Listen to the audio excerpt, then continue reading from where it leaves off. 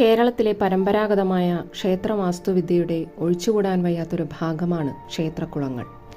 ക്ഷേത്രത്തോടനുബന്ധിച്ചാകുമ്പോൾ അതൊരു ജലസംഭരണി മാത്രമാകുന്നില്ല, പുണ്യതീർത്ഥമാണ്.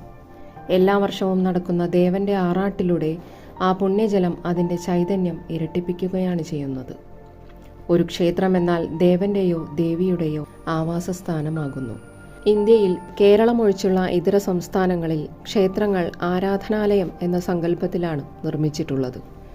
എന്നാൽ കേരളത്തിൽ മാത്രം തന്ത്രവിധി പ്രകാരം ദേവചൈതന്യത്തെ ആവാഹിച്ചു പ്രതിഷ്ഠിക്കുന്ന സമ്പ്രദായമാണ് നിലനിൽക്കുന്നത്. അതിനാൽ ആ ക്ഷേത്രത്തിൽ ചുറ്റമ്പലത്തിനുള്ളിൽ ശ്രീകോവിലിനകത്ത് ആ മൂർത്തി സർവ്വതും വീക്ഷിച്ചുകൊണ്ട് പ്രഭാവത്തോടെ നിലനിൽക്കുന്നു. ആ ചൈതന്യത്തെ ശക്തിയോടെ നിലനിർത്തുന്നതിന് വേണ്ടവിധം ക്രമീകരിച്ചിട്ടുള്ളതാണ് ക്ഷേത്രത്തിൽ അനുദിനം നടക്കുന്ന അനുഷ്ഠാന കർമ്മങ്ങൾ എല്ലാം തന്നെ. അവിടെ വരുന്ന ഭക്തരും പാലിക്കേണ്ടതായ ചില ചിട്ടകളുണ്ട്.